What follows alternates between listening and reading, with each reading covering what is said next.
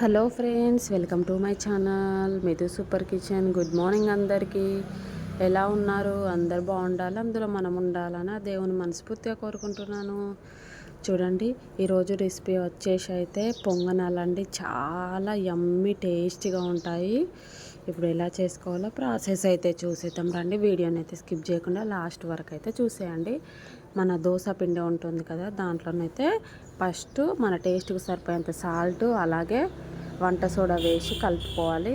తర్వాతనైతే చిన్న చిన్నగా కట్ చేసి పెట్టిన పచ్చిమిర్చి, ఆనియన్స్, కొంచెం జీలకర్ర, అలాగే కొత్తిమీర, కరివేపాకు ఇవన్నీ కట్ చేసి అయితే చిన్న చిన్నగా ఈ పిండిలో వేసుకోవాలి. వేసుకొని ఇగో ఇలా మంచిగా కలుపుకోవాలి. పిండి అయితే అస్సలే గట్టిగా ఉండొద్దు. నేను చూపిస్తున్న విధంగా ఇలానైతే లూజ్గా ఉండాలి. చాలా బాగుంటాయి, టేస్టీగా ఉంటాయి. చూడండి, ఇప్పుడు దీంట్లోనైతే క్యారెట్ తురిమి వేసుకోవాలి. మన ఇష్టం, క్యారెట్ ఉంటే వేసుకోవచ్చు, లేదంటే స్కిప్ చేసుకోండి. నేనైతే క్యారెట్ అయితే ఇలా తురిమి వేసుకున్నాను. ఒక పెద్ద సైజు క్యారెట్ని అయితే వేసుకొని మళ్ళీ ఒకసారి అయితే మంచిగా కలిపేసుకోవాలి. చూడండి, బాగా కలపాలి, ఉండలుగా లేకుండా మొత్తం లూజ్గా అయ్యేంత వరకు అయితే మంచిగా కలిపేసుకోవాలి. చూడండి, ఇగో ఇలా కలుపుకోవాలి. ఇంకా కలుపుకున్న తర్వాతనైతే మనం పొంగలాన్ని పోసే ప్యాన్ ఉంటుంది కదా, దాన్ని అయితే లో ఫ్లేమ్లో పెట్టి ఇగో నేను చూపిస్తున్న విధంగా వేడి చేసుకొని అందులోనైతే ఆయిల్ వేసుకోవాలి. ఎందుకంటే ఫస్ట్ టైం చేస్తున్నప్పుడు అయితే ఆయిల్ ఎక్కువ వేసుకోవాలి, ఎందుకంటే దానికి అతకపోతూ ఉంటాయి కాబట్టి. ఇక చూడండి, ఈ విధంగా ఆయిల్ ఎక్కువ వేసుకొని మంచిగా చాలాసేపు వేడి కానివ్వాలి. ఇక ఇలా ఎక్కువసేపు వేడైన తర్వాతనైతే మనం ఇప్పుడైతే పొంగనాలు వేసుకోవాలి. ఒక రౌండ్ స్పూన్తోనైతే ఒక్కొక్క దాంట్లో ఒక్కొక్క స్పూన్ అయితే మనం వేసుకోవాలి. ఇలానైతే అన్నిట్లలో వేసుకోవాలి. అది వేసుకునేటప్పుడు అయితే మనం సిమ్లో పెట్టుకోవాలి.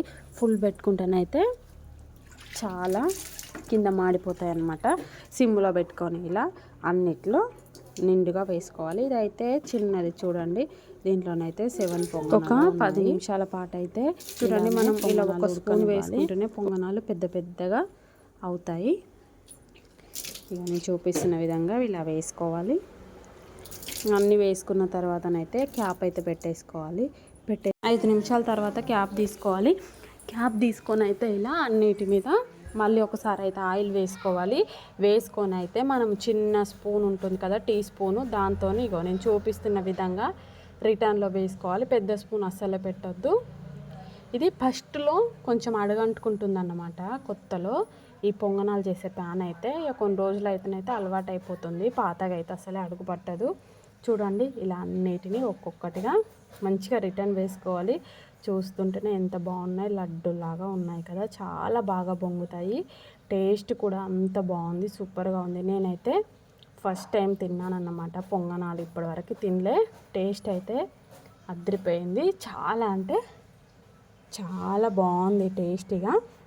ఇంకా ఇలా రిటర్న్ వేసుకొని ఇటు సైడ్ కూడా ఒక 6 నుంచి 7 నిమిషాల పాటు అయితే రిటర్న్లో ఉంచేసి అయితే అన్నీ తీసి అయితే ఒక ప్లేట్లోకి అయితే తీసుకోవాలి. చూడండి, ఇటు సైడ్ కూడా ఎంత బాగా మంచిగా క్రిస్పీగా ఫ్రై అయిపోయినాయి.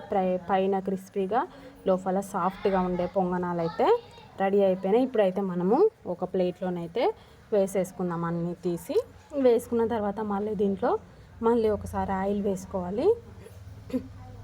ఇగో ఇలా అన్నిట్లల్లో కొంచెం ఎక్కువనే ఆయిల్ వేసుకోవాలి. ఆయిల్ వేసుకొని అయితే మళ్ళీ అయితే మనం పొంగనాలు చేసుకోవాలి. ఇలాగా ఒక 5-6 సార్లనైతే తీసుకున్నాము.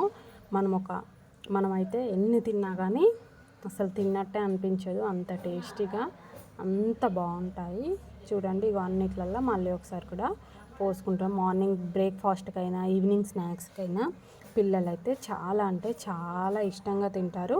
దీంట్లోకి టమాటా చట్నీ అయినా, కొబ్బరి చట్నీ అయినా చాలా బాగుంటుంది. మేమైతే పల్లి చట్నీ చేసుకున్నాము, కొబ్బరి చట్నీ అయితే చేసుకున్నాము.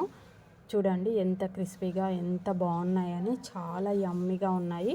చట్నీ అయితే మరీ లూజ్గా ఉండద్దు, కొంచెం గట్టిగానే ఉండాలి, అప్పుడే బాగుంటుంది. అంతే అండి, చాలా ఈజీ టేస్టీ అయిన పొంగనాలు అయితే రెడీ అయిపోయినాయి. మన వీడియో నచ్చిందంటే మా ఛానల్ని సబ్స్క్రైబ్ చేసుకొని లైక్ చేయండి, షేర్ చేయండి, కామెంట్ చేయండి. మళ్ళీ మంచి వీడియోతో మీ ముందుకు వచ్చేస్తాను. Thank you for watching.